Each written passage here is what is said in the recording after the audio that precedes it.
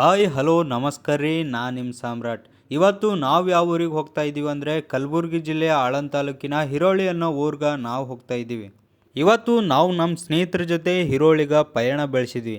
ಮಾದನಿಪ್ಪರ್ಗದಿಂದ ನಾವು ಹೋಗ್ತಾ ಇದ್ದೀವಿ. ಇಲ್ಲಿಂದ 17 ಕಿಲೋಮೀಟರ್ ಆಗುತ್ತೆ ನೋಡಿ ಹಿರೋಳಿ. ನಮಗೆ ಮೊದಲು ಸಿಗೋದೆ ಕೆರೂರು ಗ್ರಾಮದ ಬೀರಲಿಂಗೇಶ್ವರ ಗುಡಿ. ಬೀರಲಿಂಗೇಶ್ವರ ದೇವರಿಗೆ ಕೈ ಮುಕ್ಕೊಂಡು ನಾವು ಹಿರೋಳಿ ಕಡೆ ಪಯಣ ಬೆಳೆಸಿದ್ದೀವಿ.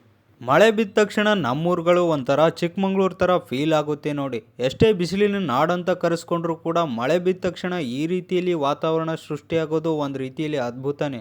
ಮಳೆ ಬಿದ್ದ ತಕ್ಷಣ ಈ ರೀತಿಯಲ್ಲಿ ಸುಂದರವಾದ ರಸ್ತೆಗಳು ಕೂಡ ನಮ್ಮೂರ ಕಡೆನೇ ನೋಡೋಕೆ ಸಿಗೋದು ನೋಡಿ.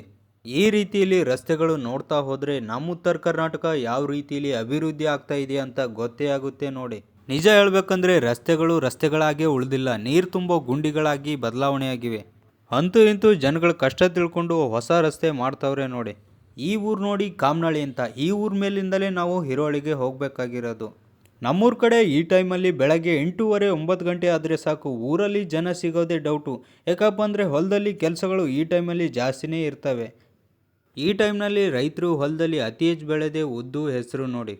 ನಮ್ಮ ಸೈಡು ಸರಿಯಾಗಿ ನೀರಿನ ಸೌಲಭ್ಯ ಇಲ್ಲ, ಕರೆಂಟ್ ಸೌಲಭ್ಯ ಇಲ್ಲ, ಇಂಥ ಹಲವಾರು ಸಮಸ್ಯೆಗಳಿದ್ರೂ ಕೂಡ ಕಷ್ಟಪಟ್ಟು ಬೆಳೆ ಬೆಳೆದು ಇಡೀ ಏಷ್ಯಾ ಖಂಡಕ್ಕೆ ತೊಗರಿ ಹಂಚ್ತಾ ಇರೋ ನಾಡು ನಮ್ಮ ನಾಡು ಕಲಬುರಗಿ ಅಂತ ಹೇಳ್ಕೊಳ್ಳೋಕ್ಕೆ ಹೆಮ್ಮೆ ಆಗುತ್ತೆ ನೋಡಿ. ನಮ್ಮ ಬ್ರದರ್ಸ್ಗಳನ್ನ ನೋಡಿ, ಬೆಳಗ್ಗೆ ಬಿಸಿ ರೊಟ್ಟಿ ಪುಂಡಿ ಪಲ್ಯ ಉಂಡು ಬುತ್ತಿ ಕಟ್ಕೊಂಡು ಕುರಿದನ ಮೈಸಕ್ಕೆ ಹೋಗ್ತಾ ಇದ್ದಾರೆ. ಈ ಊರಿನ ಹೆಸರು ಭೀಂಪುರ ಅಂತ. ಈ ಭೀಂಪುರಿಂದ ನೆಕ್ಸ್ಟ್ ಬರೋ ಊರೇ ಹಿರೋಳಿ. ಇಲ್ಲಿಂದ 3 ಕಿಲೋಮೀಟರ್ ಆಗುತ್ತೆ ನೋಡಿ ಹಿರೋಳಿ ಊರು. ಅಂತೂ ಇಂತೂ ಹಿರೋಳಿ ಊರು ಬಂದೇ ಬಿಡ್ತು ನೋಡಿ. ಇದೇ ನೋಡಿ ಹಿರೋಳಿ ಊರಿನ ಶ್ರೀ ಸೋಮೇಶ್ವರ ದೇವಸ್ಥಾನ. ಈ ದೇವಸ್ಥಾನದ ಇತಿಹಾಸ ಹೇಳೋಕ್ಕೆ ನಾವಿವತ್ತು ಬಂದಿದ್ದೀವಿ. ಹಾಗಾದರೆ ಬನ್ನಿ ಈ ದೇವಸ್ಥಾನದ ಇತಿಹಾಸ ತಿಳ್ಕೊಂಬರೋಣ. ಸುಮಾರು 8ನೇ ಶತಮಾನದೊಳಗೆ ಈ ಊರೊಳಗೆ ಕುರುಬ ಸಮಾಜದ ಒಂದು ಚಿಕ್ಕ ಕುಟುಂಬ ಇತ್ತು ನೋಡ್ರಿ.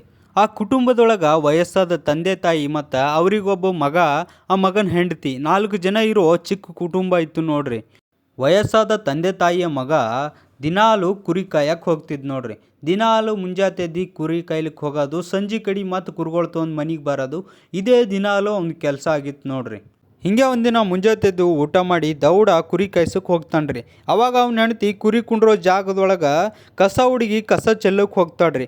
ಆ ಕಸ ಚೆಲ್ಲಲ್ಲಿ ಒಂದು 4 ಸಂಪಿಗೆ ಹೂವು ಬಿದ್ದಿರ್ತಾವೆ ನೋಡ್ರಿ. ಆ ಸಂಪಿಗೆ ಹೂವು ತೊಗೊಂಡು ಅಕ್ಕಿ ತಲೆಗೆ ಹಾಕೋತಾಳ್ರಿ. ಮರುದಿನ ಮತ್ತು ಅದೇ ಥರ ಕಸ ಹುಡುಗಿ ಚೆಲ್ಲಕ್ಕೆ ಹೋದ ಮತ್ತೀಗ ಮತ್ತು 4 ಸಂಪಿಗೆ ಹೂವು ಬಿದ್ದಿರ್ತಾರೆ. ಮತ್ತು ಅದೇ ಥರ ತೊಗೊಂಡು ತಲೆಗೆ ಹಾಕೋತಾಳ್ರಿ. ಮತ್ತು 3ನೇ ದಿನವೂ ಕೂಡ ಅದೇ ಥರ ಕಸ ಹುಡುಗಿ ಚೆಲ್ಲಕ್ಕೆ ಹೋದ ಮತ್ತೀಗ ಮತ್ತು 4 ಸಂಪಿಗೆ ಹೂವು ಬಿದ್ದಿರ್ತಾವ್ರಿ. ಮತ್ತು ಅದೇ ಥರ ತೊಗೊಂಡು ತಲೆಗೆ ಹಾಕೋತಾಳ್ರಿ. ಮನೆ ತುಂಬ ಸಂಪಿಗೆ ವಾಸ ಬರ್ನ ಮನೆಯಾಗಿರೋ ಆಕಿನ ಅತ್ತಿ ಮಾವ ಕೇಳ್ತಾರೆ, ಯಾರು ಕೊಟ್ಟರು ಹೂವು, ಎಲ್ಲಿದ್ದು ಕೊಟ್ಟರು ಅಂತ ಕೇಳಿದಾಗ ಅವಳು ನಡೆದಿರೋ ಘಟನೆ ಎಲ್ಲ ಹೇಳ್ತಾಳ್ರಿ. ಅವಾಗ ಅತ್ತಿ ಮಾವಾಗ ಅನುಮಾನ ಬರ್ತದೆ ರೀ. ಜೊತೆಗೆ ಆಕಿನ ಗಂಡು ಕೂಡ ಅನುಮಾನ ಬರ್ತದೆ ರೀ. ಈ ಜಾಗದೊಳಗೆ ಏನಾದರೂ ನಿಧಿ ಇರಬೇಕು, ಬಂಗಾರ ಬೆಳ್ಳಿ ಇರಬೇಕಂತ ಆ ಜಾಗನ ಅಗ್ಲಿಕ್ಕೆ ಚಾಲು ಮಾಡ್ತಾರೆ. ಭಾಳ ಹೊತ್ತಾದ ಬಳಿಕ ಅಲ್ಲಿ ಏನೂ ಸಿಗಲ್ರಿ. ಆಮೇಲೆ ಊರಾಗಿರೋ 2 ಜನ ಕರ್ಕೊಂಬಂದು ಮತ್ತೆ ಅಗ್ಲಿಕ್ಕೆ ಚಾಲು ಮಾಡ್ತಾರೆ. ಅವರು ಕೂಡ ಅಗದು ಕೊನೆಗ ಏನೂ ಸಿಗ್ಲಾರ್ಬಟ್ಟಕ ಹೇಳ್ತಾರೆ ಅವ್ರಿಗೆ, ಈ ಜಾಗ ಒಳಗೆ ಏನೂ ಇಲ್ಲ, ಸುಮ್ಮನೆ ನೀವು ಅಗಿಬೇಡ್ರಿ ಅಂತ ಅವರು ವಾಪಸ್ ಹೋಗ್ಬಿಡ್ತಾರೆ. ಆ ವಯಸ್ಸಾದ ತಂದೆ ತಾಯಿ ಮಗ ಇನ್ನೂ ಅನುಮಾನ ಪಟ್ಟು ಇಲ್ಲಿ ಏನಾದರೂ ಇರಬೇಕು, ಇನ್ನೊಂದು ಜರ ಆಗ್ಯಾಮಂತ ಹೇಳಿ ಮತ್ತೆ ಅಗ್ಲಿಕ್ಕೆ ಚಾಲು ಮಾಡ್ತಾನೆ ರೀ. ಅವಾಗ ಒಂದು ಟಿಕಾವಿಂದ ನೆಲಕ್ಕೆ ಹೊಡಿತಾನೆ ರೀ. ಅವಾಗ ಒಂದು ಆಕಾಶವಾಣಿ ಕೇಳಿ ಬರ್ತದೆ ರೀ. ಅವಾಗ ಒಂದು ಲಿಂಗ ಉದ್ಭವ ಆಗ್ತದೆ ರೀ. ಅದೇ ನೋಡ್ರಿ ಈ ಸೋಮೇಶ್ವರ ಲಿಂಗ. ಅವ ಟಿಕಾವಿಂದ ಹೊಡೆದಿರೋ ಏಟ ಈ ಲಿಂಗದ ಮೇಲೆ ಬಿದ್ದಿರ್ತದೆ ರೀ. ಆವಾಗ ಈ ಸೋಮೇಶ್ವರ ಲಿಂಗ ಉದ್ಭವ ಆಗಿ ಈ ಸೋಮೇಶ್ವರ ಅವನಿಗೆ ಶಾಪ್ ಹಾಕ್ತಾನೆ ರೀ. ನಿನ್ನ ವಂಶ ನಿರ್ವಂಶ ಆಗಲಿ ಅಂತ ಶಾಪ್ ಹಾಕ್ತಾನೆ ರೀ. ಅವಾಗಿಂದ ಇವಾಗಿನವರೆಗೂ ಕುರುಬ ಸಮಾಜದ ಒಂದು ಕೂಡ ಮನೆ ಇಲ್ಲ ಅಂತ ನೋಡ್ರಿ ಈ ಹಿರೋಳಿ ಊರೊಳಗೆ. ಲಿಂಗ ಉದ್ಭವ ಆಗಿದ್ದ ಸುದ್ದಿ ಊರಲ್ಲಿರೋ ಜನಗಳಿಗೆ ತಿಳಿದ ತಕ್ಷಣ ಜನಗಳೆಲ್ಲ ಬಂದು ಈ ಲಿಂಗನ ಸ್ವಚ್ಛಗೊಳಿಸಿ ಇದಕ್ಕೆ ಪೂಜಾ ಪುನಸ್ಕಾರಗಳು ಮಾಡ್ತಾ ಅಭಿಷೇಕನ ಮಾಡ್ತಾರೆ. ಈ ಸುದ್ದಿ ತಿಳಿದ ಕಾಶಿಯ ರಾಜಕೇಶ ಅನ್ನೋ ರಾಜ ಕಾಶಿಯಿಂದ ಹಿರೋಳಿಗೆ ಬಂದು ಈ ಸೋಮೇಶ್ವರ ದೇವರ ಸೇವೆ ಮಾಡ್ತಾ ಈ ಗುಡಿನ ಕಟ್ತಾರ. ಈ ಬಾವಿ ನೋಡ್ರಿ, ಅಂದಿನ ಕಾಲಕ್ಕೆ ಗುಡಿ ಕಟ್ಟೋ ಸಂದರ್ಭ ಒಳಗೆ ಕಟ್ಟಿದಂಥ ಬಾವಿ ಇದು. ಇಂಥ ಬಾವಿ ಇನ್ನೊಂದಿತ್ತು ಒಳಗೆ. ಈಗ 4-5 ವರ್ಷದಿಂದ ಅದು ಮುಚ್ಚಾರ. ಈಗ ಇದು ಒಂದೇ ಇರೋದು. ಇದರ ಇತಿಹಾಸ ತಿಳ್ಕೊಂಬರಂಬರಿ ಸ್ವಲ್ಪ. ಪ್ರತಿದಿನ ಈ ಸೋಮೇಶ್ವರ ದೇವಸ್ಥಾನಕ್ಕೆ ರೀ ಪ್ರತಿದಿನ 2 ಹೊತ್ತು ಪೂಜೆ. ಮುಂಜಾನೆ ಪೂಜೆ 4 ಗಂಟೆಗೆ ಆಗ್ತಾರೆ, ಸಾಯಂಕಾಲ ಪೂಜೆ 6 ಗಂಟೆಗೆ ಆಗ್ತದೆ. ಪ್ರತಿದಿನ ಪೂಜೆ ಮಾಡಬೇಕಾದ್ರೆ ಪೂಜಾರಿ ಏನು ಮಾಡ್ತಾರೆ, ಇಲ್ಲಿ ಸ್ನಾನ ಮಾಡಿಕೊಂಡು ಇಲ್ಲಿನಿಂದ ಮಡಿನಿಂದ ನೀರು ತೊಗೊಂಡು ಪ್ರತಿದಿನ 2 ಹೊತ್ತು ಪೂಜಾಕ್ಕೆ ನೀರು ಇಲ್ಲಿ ಬಾಯನಿಂದ ಹೋಯ್ದ್ರಿ ಅಷ್ಟೇ. ಮತ್ತು ಊರಿನ ಎಲ್ಲ ಜನರನ್ನು ಏನಪ್ಪ ಅಂದ್ರೆ ಗ್ರಾಮಸ್ಥರೆಲ್ಲ ಇಲ್ಲಿನಿಂದ ಕುಡ್ಲಿಕ್ಕೆ ನೀರು ಹೋಯ್ತಾರೆ. ಕುಡಿಯಾಕ ನೀರು ಒಯ್ತಾರೆ ಮತ್ತು ಪೂಜಾಕ್ ನೀರು. ಈ ಗುಡಿ ಕಟ್ಟೋ ಸಂದರ್ಭ ಒಳಗೆ ಅನೇಕ ವಿಗ್ರಹಗಳು ಕೂಡ ಕೆತ್ತಾರೆ. ಅದರಲ್ಲಿ ಕೆಲವೊಂದನ್ನು ನೋಡ್ಬೋದು ನೀವೆಲ್ಲ. ಇವೇ ನೋಡ್ರಿ ಗುಡಿ ಕಟ್ಟುವಾಗ ಇದ್ದಂಥ ವಿಗ್ರಹಗಳು. ಈ ಸೋಮೇಶ್ವರ ದೇವರ ಬಹಳಷ್ಟು ಪವಾಡಗಳವ ನೋಡ್ರಿ. ನಮ್ಮ ಜಾಗೃತ ಕ್ಷೇತ್ರ ಹಿರೋಳಿಯ ಸೋಮೇಶ್ವರ ದೇವಸ್ಥಾನವು ಇದು ಉದ್ಭವಲಿಂಗ. ಪ್ರತಿಯೊಂದು ಗ್ರಾಮದಲ್ಲಿ ನೋಡಿದ್ರೆ ತಾವೇ ಒಂದು ಭಕ್ತರು ಕುಡಿಸಿದಂಥ ಲಿಂಗ. ಆದರೆ ನಮ್ಮೂರಲ್ಲಿ ಏನಪ್ಪ ಅಂದ್ರೆ 8ನೇ ಶತಮಾನದಲ್ಲಿ ಉದ್ಭವಲಿಂಗ ಇಲ್ಲಿ ಒಂದು ಕುರಿಯ ದೊಡ್ಡ ಇತ್ತು. ಆ ಕುರಿ ಏನಪ್ಪ ಅಂದ್ರೆ ಸೋಮೇಶ್ವರನ ಉದ್ಭವಲಿಂಗವಾಗಿ ಆವಾಗಿನ ಕಾಶಿ ರಾಜ್ಯಕ್ಕೆ ಬಂದೇನಪ್ಪ ಅಂದ್ರೆ ರಾಜರು ಬಂದು ಇದು ಗುಡಿ ಕಟ್ಟಿದ್ದು 8ನೇ ಶತಮಾನದಲ್ಲಿ. ಇಲ್ಲಿಗೆ 800 ವರ್ಷ ಆಯಿತು. 800 ವರ್ಷ ಆದ್ರೂ ಏನಪ್ಪ ಅಂದ್ರೆ ಸೋಮೇಶ್ವರನ ಪ್ರತಿನಿತ್ಯ 2 ಹೊತ್ತು ಪೂಜೆ ಮಾಡ್ತಾರೆ. ಬೆಳಗ್ಗೆ ಮತ್ತು ಸಾಯಂಕಾಲ 2 ಹೊತ್ತು ಪೂಜೆ ನಡೀತದೆ. ಇಲ್ಲೇ ಸೋಮೇಶ್ವರ ಬಾವಿಯನ್ನು ಕಟ್ಟಿದ್ದು. ಆ ಬಾವಿನ ಸ್ನಾನ ಮಾಡಿಕೊಂಡು ಆ ಬಾವಿನಿಂದ ಬಂದು ಮಡಿನಿಂದ ಯಾರಿಗೆ ಮಕ್ಕಳಲ್ಲಿ ಮಡಿನಿಂದ ಪ್ರತಿಪೂರಕವಾಗಿ 2 ಹೊತ್ತು ಪೂಜೆಯನ್ನು ನೆರವೇರಿಸ್ತಾ ಇರುತ್ತೆ.